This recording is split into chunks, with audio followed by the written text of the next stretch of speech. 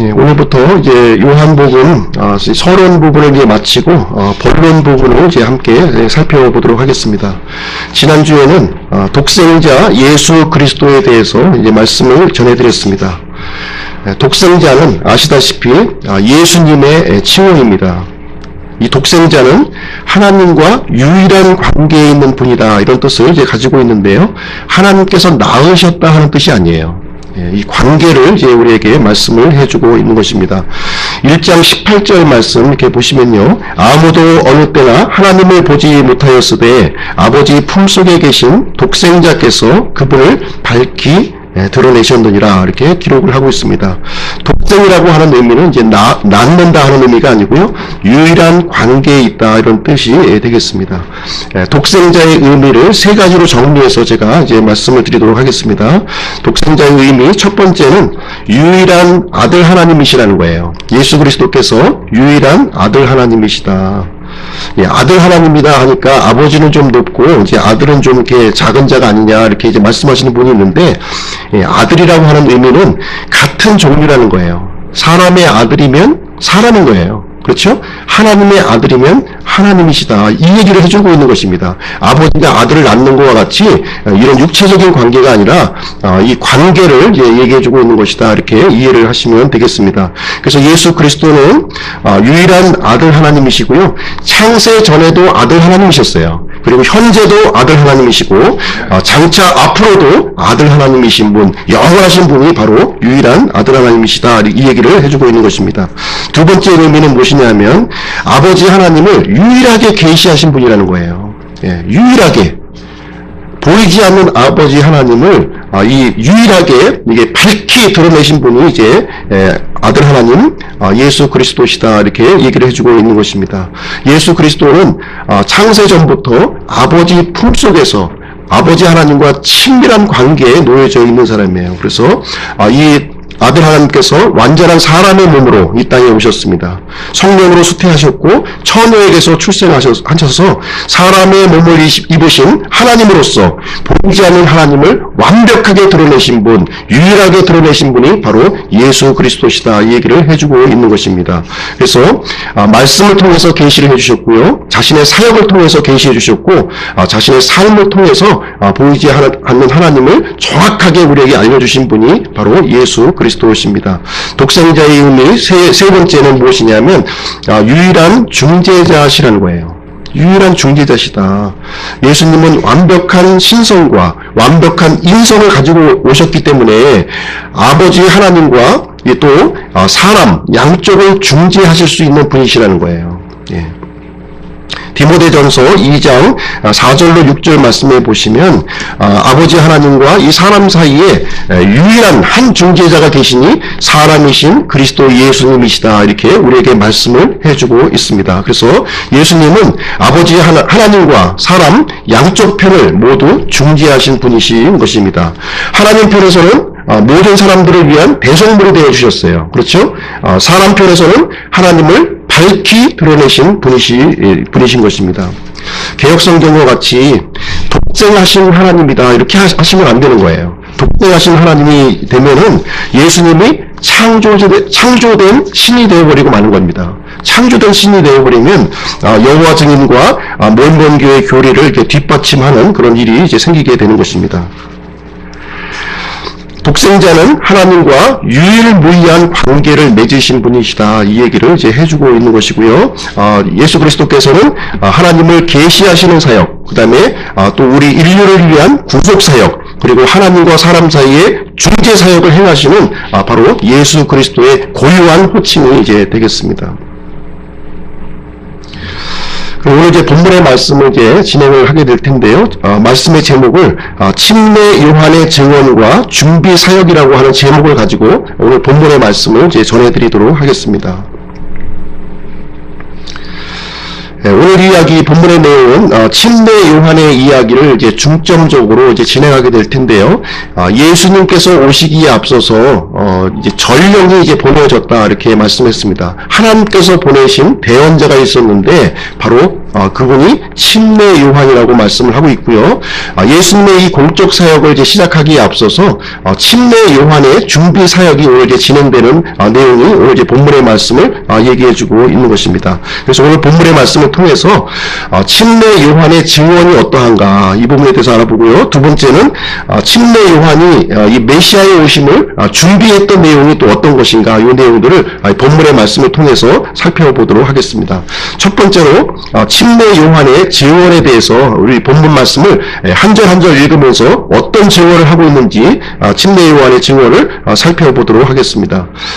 예루살렘에서 이제 유대인들이 이제 침례 요한을 찾아왔어요. 그래서 침례 요한과 질문하고 침례 요한에게 질문하고 침례 요한은 답변하는 형식의 내용으로 오늘 본문 말씀이 구성이 되고 있습니다. 19절 말씀 한번 보시죠. 19절 유대인들이 예루살렘에서 제사장들과 레위 사람들을 그에게 보내어 내가 누구냐 하고 물을 때 그의 증언이 이러하니라 그렇게 되어 있습니다. 19절 말씀에 보시면 유대인들이 이제 등장을 하고 있습니다. 유대인들 요한복음에는 유대인이라고 하는 단어가 70회 이제 등장하고 있는데요. 요한복음에서 나타나는 이 유대인은 좀 부정적인 의미로 좀 사용되고 있다 하는 것을 염두에 두고서 읽어주시면 좋을 것 같습니다. 먼저 유대인이라고 하는 단어를 잠깐 이제 설명을 좀 드리도록 할 텐데요. 유대인은 이스라엘은 이제 북이스라엘과 이제 남유다 왕국으로 이렇게 구성이 되어 있었습니다. 그런데 북이스라엘은 아시리아라고 하는 나라에 의해서 이제 멸망을 당했어요. 주전 721년경에 이제 멸망을 당했고, 그로부터 약 한 130년이 지나서 이 남유다 왕국은 바벨론 제국에 의해서 또 멸망을 이제 당하게 됩니다. 주전 이제 586년경에 이제 일어난 일이 되겠습니다. 남유다 백성들은요 70년간 바벨론 포로 생활을 이렇게 진행을 하게 되고요. 70년을 마친 뒤에 이제 고국 땅 이스라엘로 다시 이제 돌아오는 일을 이제 성경에서 기록하고 있습니다. 이 포로 생활에서 돌아오는 사람들, 이 사람들을 유대인들이다 이렇게 불렀던 거예요. 유대인들. 그때부터 유대인의 미래가 이렇게 생기게 되었습니다.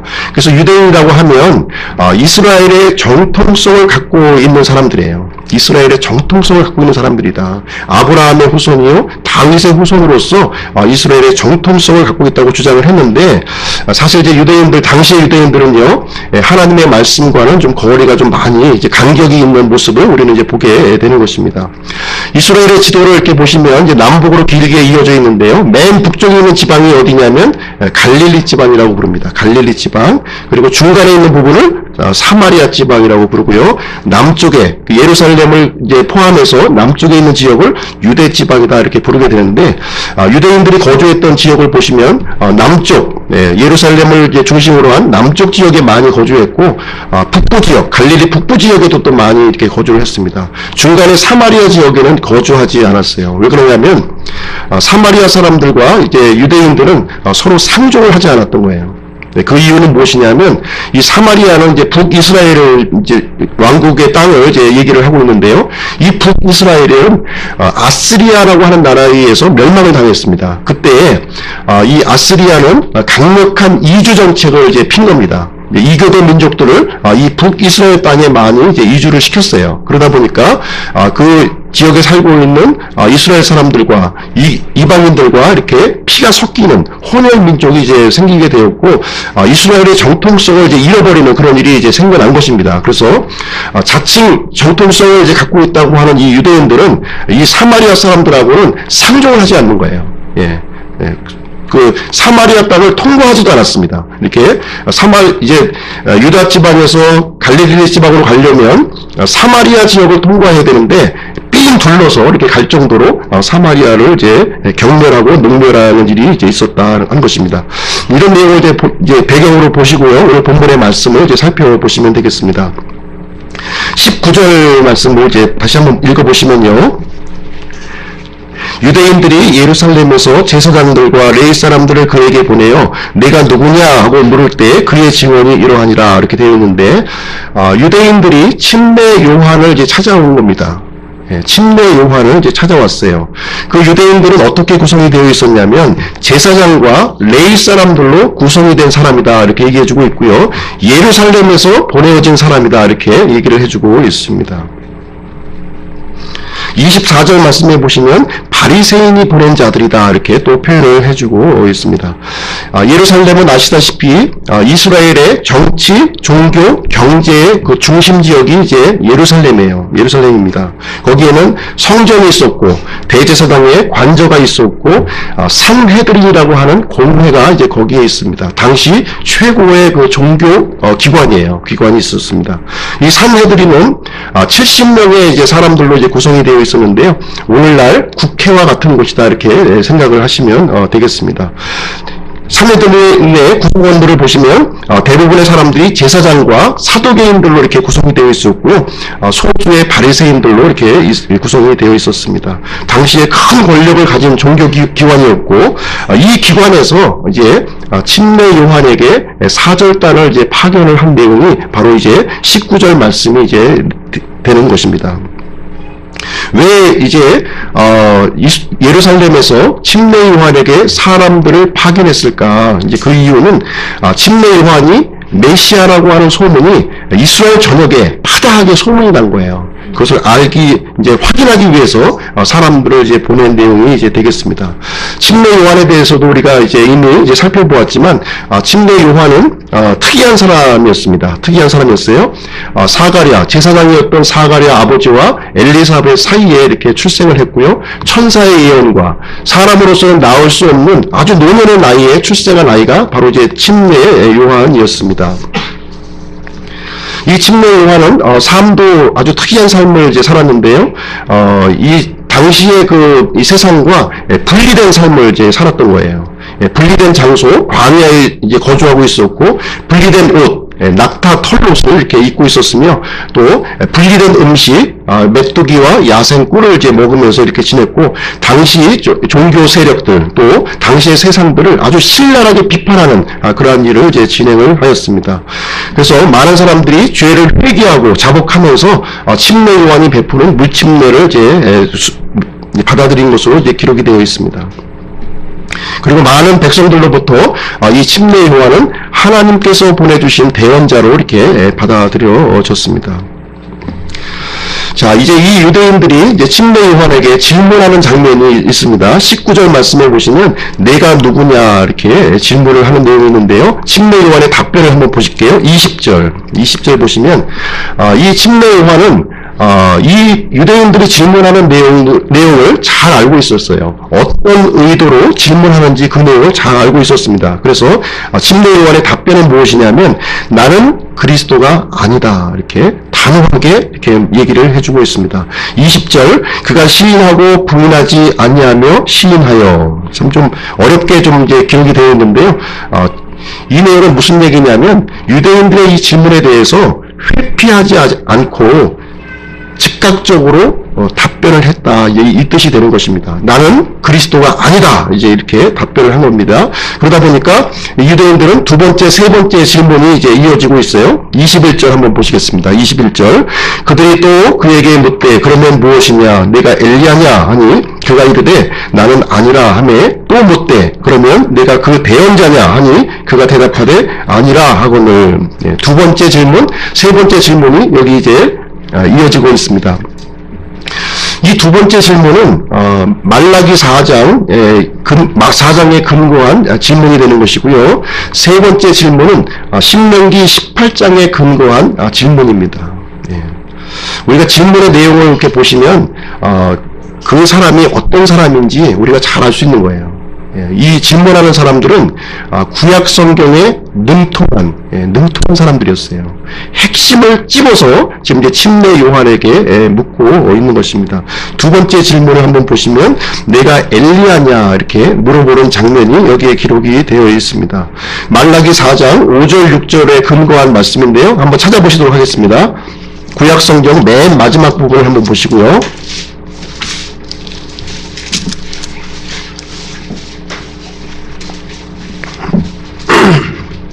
말라기 4장 5절 6절 다 같이 한번 읽어보겠습니다. 시작. 보라 크고 두려운 주의 날이 이르기 전에 내가 대언자 엘리야를 너희에게 보내리니 그가 아버지들의 마음을 자녀들에게로 돌아오게 하며 자녀들의 마음을 그들의 아버지들에게로 돌아오게 하여 내가 와서 저주로 그 땅을 치지 아니하게 하리라. 말라기 4장 말씀을 보시면 하나님께서 메시아를 보내시게 되는데 메시아를 보내기 전에 구약의 대언자 엘리야를 보내겠다. 엘리야는 아시다시피 죽음을 맛보지 않은 사람이에요. 그렇죠? 죽음을 맛보지 아니하고 하늘로 들려 올라간 그 사람입니다. 그 엘리야, 대언자 엘리야를 메시아가 오시는 길에 앞서서 보내겠다 이렇게 얘기했기 때문에 이 침례 요한은 이 메시아를 선포했던 거예요. 메시아를 이렇게 선포했기 때문에 그렇다면 네가 말라기서에 기록되어 있는 그 엘리야냐 지금 물어보는 겁니다. 네가 엘리야가 맞다면 네가 증언하고 있는 이 메시아가 말라기서에 기록된 그 메시아가 맞는 것이다 이렇게 얘기를 해주고 있는 것입니다. 그래서 이 침례 요한이 엘리야냐 엘리야가 아니냐 하는 것은 대단히 중요한 질문이 이제 되는 것입니다. 자, 침례 요한이 엘리야냐 엘리야가 아니냐 하는 부분에 대해서 잠깐 이제 말씀을 이제 드리도록 하겠습니다. 아주 중요한 질문이에요. 근데 예수님께서는 이 침례 요한을 향해서 엘리야다 이렇게 말씀을 하신 거예요. 근데 정작 침례 요한 자신은 나는 엘리야가 아니다 이렇게 얘기를 해주고 있는 것입니다. 한쪽 말씀이 맞으면 한쪽 말씀이 틀린 거예요. 우리가 정확하게 이제 하나님의 말씀을 한번 찾아서 읽도록 하겠습니다. 예수님께서 어떻게 말씀하셨는지 그 내용을 직접 말씀을 펴고 한번 보도록 하겠습니다. 마태복음 11장 보실게요.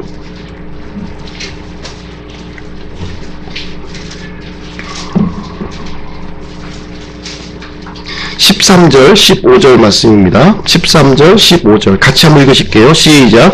모든 대언자와 율법은 요한까지 대언하였나니 만일 너희가 그것을 받아들이려 할진대 와야 할 엘리야가 곧 이 사람이니라. 들을 귀 있는 자는 들을지어다. 엘리야가 곧 이 사람이다. 침례 요한이다. 이렇게 이제 예수님께서 말씀하셨는데요. 우리가 성경 말씀을 읽을 때 한 구절만 똑 띄어서 이렇게 읽으면 안 돼요. 문맥을 가지고 우리가 이제 이해를 해야 되는 것입니다. 예수님의 말씀을 자세히 보시면 만일 조건문으로 지금 이제 기록이 되어 있는 거예요. 만일 너희가 그것을 받아들여야 할진대 와야 할 엘리야가 곧 이 사람이라는 거예요. 이스라엘 백성들이 구약의 이 대언의 말씀을 받아들인다면 그 전제 조건 하에서 침례 요한이 엘리야다 지금 이렇게 얘기를 해주고 있는 것입니다. 그러나 이스라엘 백성들이 구약의 대언의 말씀을 받아들이지 아니하고 거부한다면 어떻게 되는 겁니까? 이 침례 요한은 엘리야가 아니다 이 얘기를 해주고 있는 거예요. 이 말씀이 이제 핵심이 되는 것이고요. 그래서 예수님께서는 들을 귀 있는 자는 들을지어다 이렇게 얘기를 해주고 있는 것입니다. 침례 요한은 엘리야가 아닌 거예요. 왜냐하면 우리는 이제 모든 그 사건의 지난 시점에서 우리가 살고 있기 때문에 우리는 알고 있는 것입니다. 이스라엘 백성들은 이 구약에 기록되어 있는 이 메시아를 받아들이기를 거부한 거예요. 거부했기 때문에 침례 요한은 엘리야가 될 수가 없었다는 것입니다. 그래서 예수님께서는 두 번 오시는 거예요. 두 번 오시는 것입니다.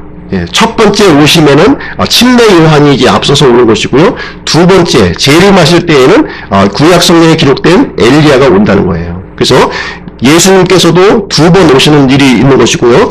이 엘리야도 두 번 오는 일을 이제 여기서 얘기를 해주고 있는 것입니다. 그래서 첫 번째 오는 엘리야, 이 엘리야는 침례 요한은 엘리야가 아니라는 거예요. 두 번째 재림할 때 오시는 이 엘리야가 이제 구약 성경에 기록된 엘리야가 이렇게 예수님께서는 말씀하시는 것이고요. 들을 귀 있는 자는 들을지어다 이렇게 얘기를 해주고 있는 것입니다. 자, 침례 요한이 엘리야냐 아니냐 하는 부분을 또 한번 보겠습니다. 누가복음 1장 17절 말씀 보겠습니다. 누가복음 1장 17절.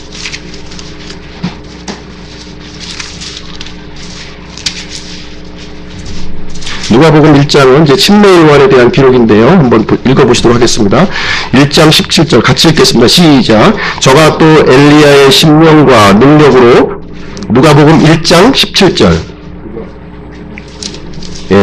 그가 또 엘리야의 영과 권능으로 그분보다 앞서가서 아버지들의 마음을 자녀들에게로 돌아오게 하고 불순종하는 자를 의인의 지혜로 돌아오게 하며 주를 위하여 예비된 한 백성을 준비하리라 하니라. 예.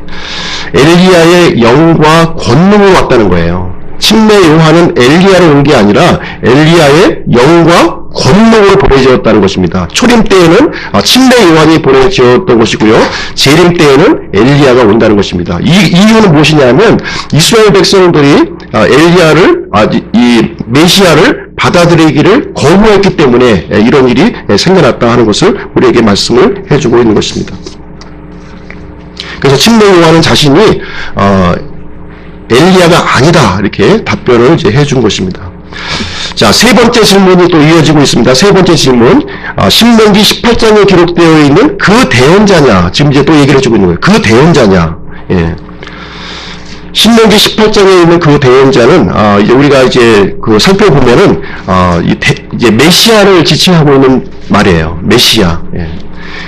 메시아를 이제 다른 방식으로 지칭하고 있는 것인데 침례 요한은 이 답변에 대해서도 내가 아니다 이렇게 분명하게 단호하게 이제 거절하는 모습을 이제 보여주고 있습니다. 그래서 침례 요한은 자신이 그리스도도 아니요 그리고 엘리야도 아니요 모세가 또 약속한 그 대언자도 아니다 이렇게 분명하게 선을 그어서 이렇게 얘기를 해 주었습니다. 그래서 요한복음으로 돌아오셨어요. 이제 네 번째 질문 한번 보시겠습니다. 네 번째 질문이 어떻게 되는지 22절 말씀입니다. 이에 그들이 그에게 이르되 너는 누구냐? 우리를 보낸 사람들에게 우리가 대답하게 하라. 너는 내 자신을 가리켜 누구라고 하느냐? 예, 네 번째 질문에서는 그렇다면 네가 그리스도도 아니요 또 엘리야도 아니요 그 대언자도 아니라면 너는 너 스스로를 누구라고 하느냐 지금 이제 이렇게 물어보게 되는 것입니다. 우리를 보낸 사람들에게 대답하게 하라 지금 이렇게 얘기를 해주고 있는 거예요. 침례 요한의 답변 보겠습니다. 23절 그가 이르되 나는 대언자 이사야가 말한 것 같이 주의 길을 곧게 하라 하고 광야에서 외치는 자의 소리로다 하니라. 그래서 이 침례 요한은 자신은 이사야서 40장에 기록된 것처럼 메시아가 오시는 길을 준비하는 사람이다. 광야에서 외치는 자의 소리다. 지금 이제 자신을 이제 표현을 해주고 있는 것입니다. 다시 말하자면 이제 메시아는 이제 두 번 오시게 되는 거죠. 두 번 오시게 되는데 초림하는 메시아를 준비하는 이분이 침례 요한이라는 거예요. 그러나 재림 때 이제 앞서서 보낼 분이 누구냐면 엘리야다 이런 내용을 이제 우리에게 얘기해주고 있습니다. 그래서 침례 요한의 사역을 이제 말씀드리면 광야에서 외치는 자의 소리라는 거예요. 그래서 움푹 패인 것을 메꾸고 그리고 높아진 것을 낮추고 그리고 구부러진 것을 바르게 하고 장애물을 제거하는 것이 침례 요한의 임무이다 역할이다 이렇게 이 얘기를 해주고 있는 것입니다. 이어지는 다섯 번째 질문 한번 보실게요. 다섯 번째 질문 24절 25절입니다. 24절 25절 그들은 바리새인들이 보낸 자들이더라. 그들이 또 그에게 물으며 그에게 이르되 그러면 내가 그 그리스도도 아니요 엘리야도 아니요 그 대언자도 아닐진데 어찌하여 침례를 주느냐 이렇게 물어보고 있습니다.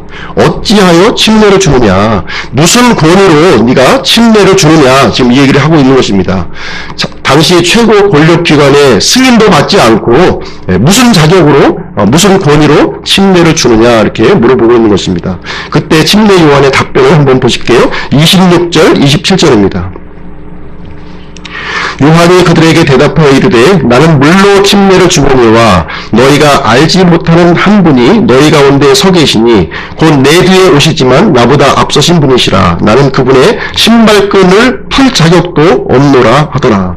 이제 침례 요한의 답변을 통해서 이제 메시아를 소개해주고 있는 거예요. 메시아.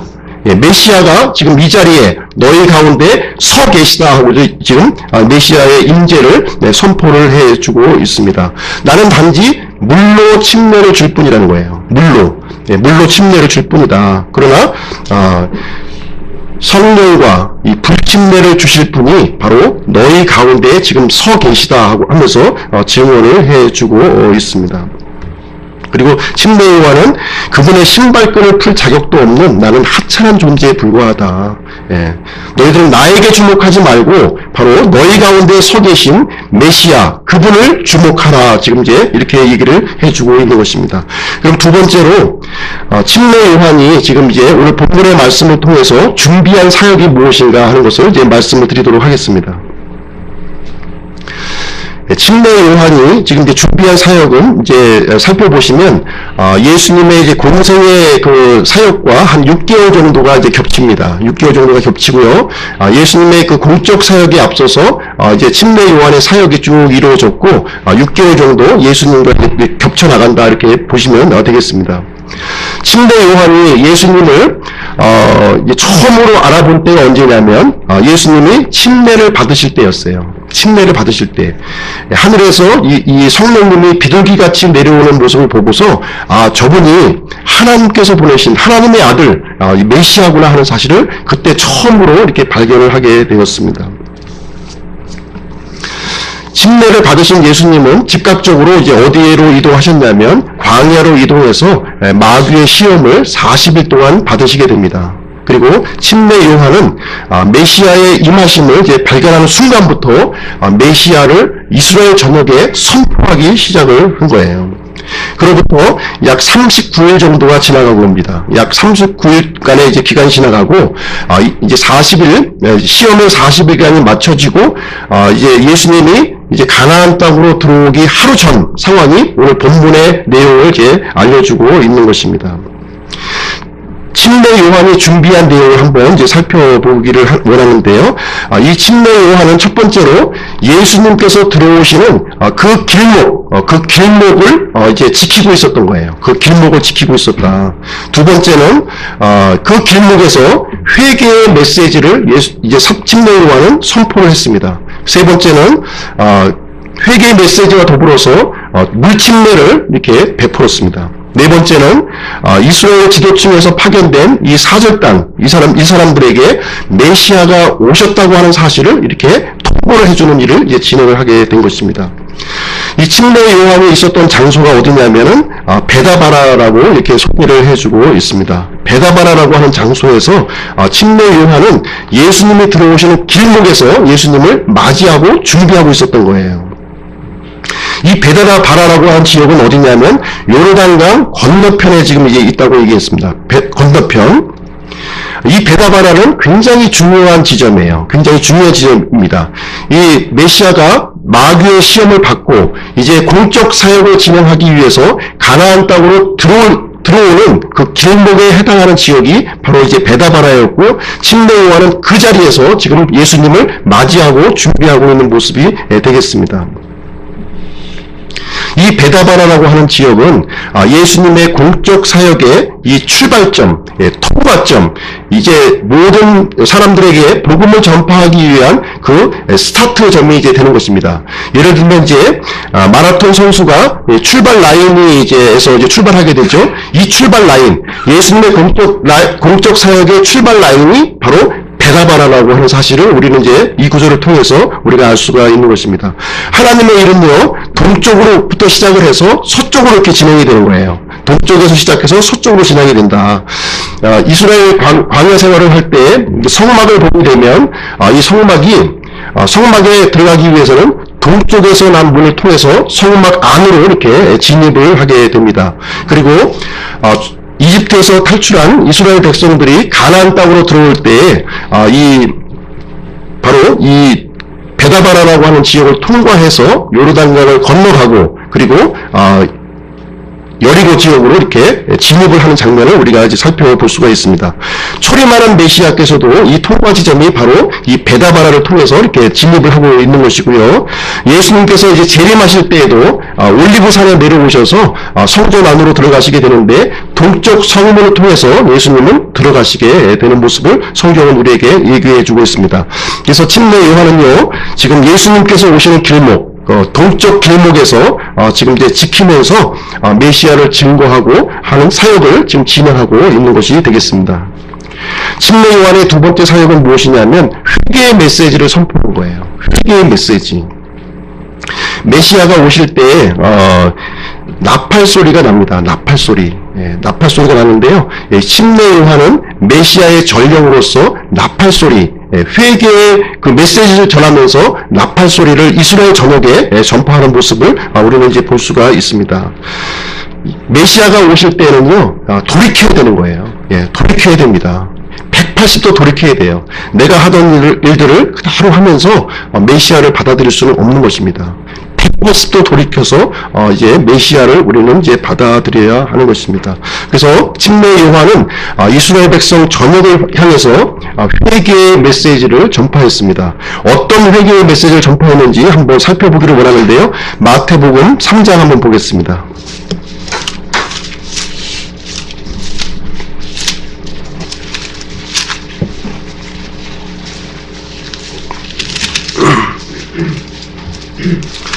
마태복음 3장 1절 2절 한번 제가 읽어드릴게요. 1절 2절.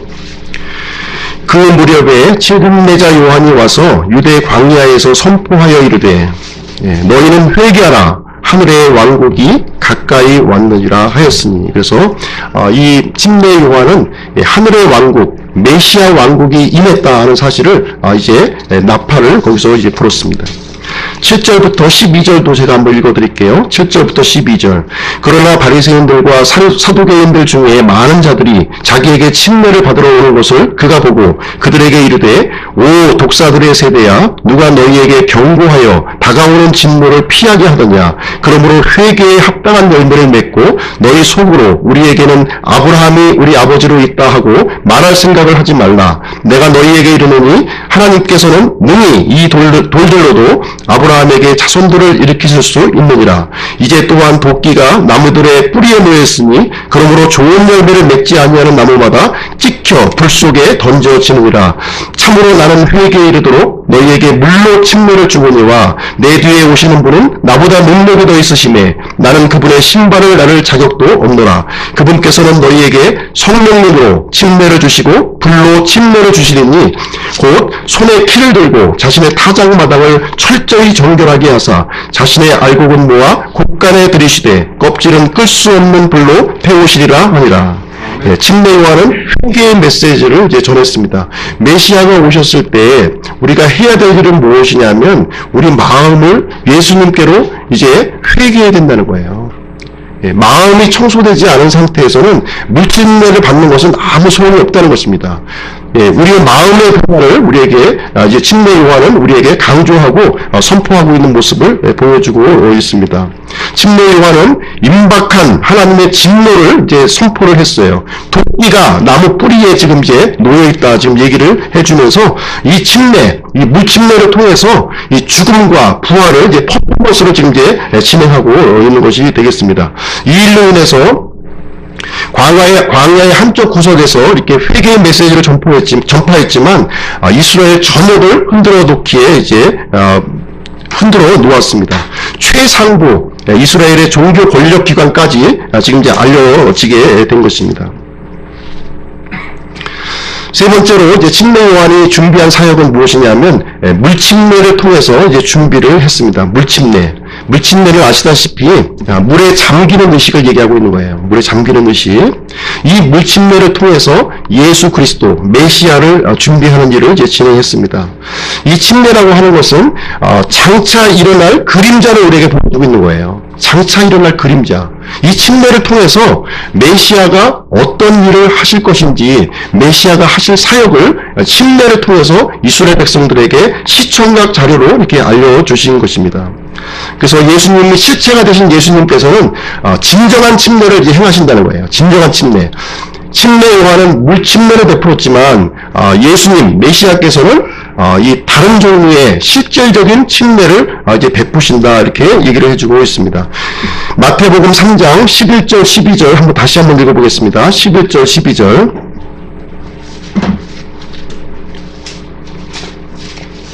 같이 한번 읽어볼게요. 시작. 참으로 나는 회개에 이르도록 너희에게 물로 침례를 주거니와 내 뒤에 오시는 분은 나보다 능력이 더 있으시매 나는 그분의 신발을 나를 자격도 없노라. 그분께서는 너희에게 성령님으로 침례를 주시고 불로 침례를 주시리니 그 손에 키를 들고 자신의 타작마당을 철저히 정결하게 하사 자신의 알곡은 모아 곳간에 들이시되 껍질은 끌 수 없는 불로 태우시리라 하니라. 침례 요한은 물 침례를 이렇게 베풀었지만 이제 내 뒤에 오시는 분은 어떤 침례를 주시냐면 성령님의 침례, 불 침례를 주실 것이다 이렇게 얘기를 해주고 있습니다. 두 종류의 침례를 주시는 거예요. 두 종류 침례. 첫 번째 성령 침례는 우리가 반드시 받으셔야 돼요. 반드시 받으셔야 됩니다.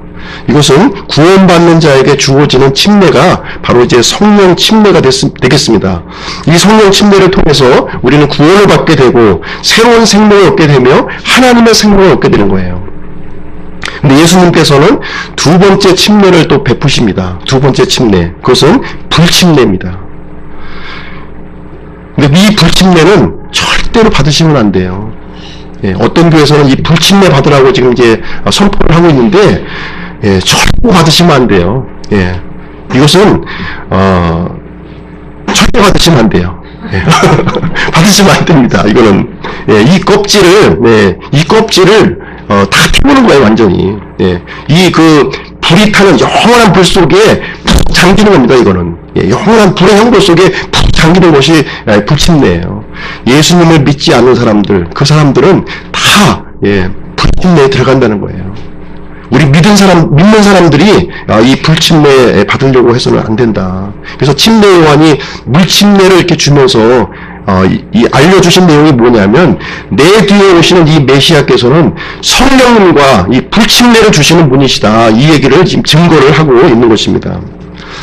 네 번째로 이제 침례 요한은 이스라엘의 지도층에게 지금 이제 메시아가 오셨음을 이제 공식적으로 통보하는 일을 일을 이제 진행을 한 겁니다.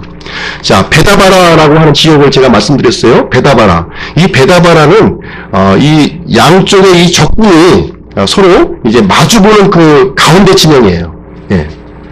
한쪽에서는 예수님이 이제 들어오시고 계시고요. 또 한쪽에서는 종교의 이 권력 기관이 이제 자리를 잡고 있는데 그 중간 지점에서 메시아의 전령인 침례 요한과 그 종교 기관의 그 사절단과 이 베다바라 그 지역에서 마주한 거예요. 우리가 전쟁하는 장면을 이렇게 살펴보게 되면 전쟁에 앞서서 양쪽 사신들이 이렇게 서로 만나게 되죠. 중간 지점에서. 바로 이 중간 지점이 베다바라라고 하는 지역이에요. 양쪽 사절단이 지금 딱 마주쳐서 이제 입장을 서로 이제 교환하고 있는 내용이 되겠습니다. 이 침례 요한이 먼저 방문을 한 것이 아니라 이 종교 권력기관으로부터 사절단이 찾아온 겁니다. 이 베다바를 찾아와서 질문을 하고 있는 내용이 있고요. 침례 요한은 거기에 답변을 하는데 설명을 하고 있는 것이 아니라 지금 이제 선포를 하고 있는 거예요. 선포. 너희 가운데 메시아께서 지금 서 계신다. 지금 이 얘기를 선포를 하고 있는 내용을 우리가 볼 수가 있습니다. 회개의 메시지를 선포하면서 물침례를 베풀면서 최상부 이 종교 기관들 이 앞잡이 앞에서 이 메시아의 오심을 지금 이제 알려주고 있는 내용을 침례 요한은 그 역할을 지금 이제 담당하고 있는 모습이 되겠습니다. 타협의 여지가 없는 거예요. 타협의 여지가 없습니다. 이미 도끼가 이제 나무 뿌리에 놓여 있음을 지금 이제 공식적으로 선언하게 되는 것이고요. 이제 내일이면 이제 메시아께서 가나안 땅으로 입성하시게 되는 거예요. 바로 하루 전에 이 상황에서 모든 일들이 지금 이제 집중적으로 진행하고 있는 모습을 이제 보게 되는 것입니다. 이제 내일이면 이제 예수님께서 이제 들어가셔서 자신의 이 공의 있는 말씀으로 또 기적을 행하심으로 육체를 입으신 하나님이라고 하는 사실을 당당하게 이제 선포를 하시게 될 것입니다. 요한복음 1장 26절, 28절 한번 보도록 하겠습니다. 요한복음 1장 26절로 28절 제가 읽어드릴게요. 요한이 그들에게 대답하여 이르되 나는 물로 침례를 주거니와 너희가 알지 못하는 한 분이 너희 가운데 서 계시니 곧 내 뒤에 오시지만 나보다 앞서신 분이시라. 나는 그분의 신발끈을 풀 자격도 없노라 하더라. 이 일들은 요한이 침례를 주던 곳인 요르단 건너편 베다바라에서 일어났더라. 이렇게 기록을 하고 있습니다. 개역성경에 보시면 이 지역을 베단이라고 이렇게 기록을 하고 있어요. 베단이. 이 베단이는 어디냐면 요르단강 건너편이 아니라 요르단강 이쪽 편에 있는 거예요. 그죠? 예, 올리브산 그 근처에 이렇게 있는 나사로, 마르다, 마리아가 살던 그 동네가 바로 베단입니다. 그렇죠? 지금 침례 요한이 사역한 지역은 그 베단이가 아니라 지금 요르단강 건너편 그 베다바라라고 지금 이제 얘기를 해주고 있는 것입니다. 그래서 광야에서 예수님께서 마귀의 시험을 받으시고 이제 입성하시는 그 예수님을 맞이하고 있는 모습이 되겠습니다. 이렇게 해서 오늘 예수님의 공생의 시작, 하루 전날의 상황을 우리가 이제 살펴본 것이고요. 침례 요한의 이 증언과 그리고 준비 사역을 이제 함께 살펴보았습니다. 침례 요한은 예루살렘에서 온 이 사절단들에게 메시아가 너희 가운데 서 계신다 이렇게 분명히 이제 증언을 해 주었습니다. 결론을 내리도록 할게요. 침례 요한은 그리스도의 오심을 부지런히 이렇게 선포한 사람이에요. 부지런히 선포했습니다. 자신을 드러내지 아니하고 오직 예수 그리스도의 영광과 예수 그리스도만을 선포한 그런 사람들이었습니다. 메시아께서 들어오시는 그 길목을 지키고 있으면서 회개의 메시지, 물침례를 이렇게 베풀면서 이 사내들인 사절단에게 메시아의 출현을 이렇게 통보를 공식적으로 알려주었습니다. 예수 그리스도는 지금 우리와 함께 계셔요. 네. 메시아께서는 우리 가운데 지금 서 계십니다. 누구든지 예수님을 사람의 몸을 입고 오신 이 하나님을 나의 유일한 구원자요 하나님으로 받아들이는 사람들에게는 이 하나님의 아들이 되는 권능을 주시겠다고 우리에게 약속을 해주셨습니다. 오직 죄와 사망의 권능에서 구출해 주실 수 있는 분, 바로 그분은 육체를 입고 오신 하나님, 독생자 예수 그리스도만이 그 일을 할 수 있는 유일한 분이라고 이렇게 우리에게 말씀을 해주고 있는 것입니다. 예수 그리스도의 은혜가 함께하는 이 평안한 한 주가 되시기를 주님의 이름으로 간절히 축원합니다. 제가 기도하고 마치도록 하겠습니다.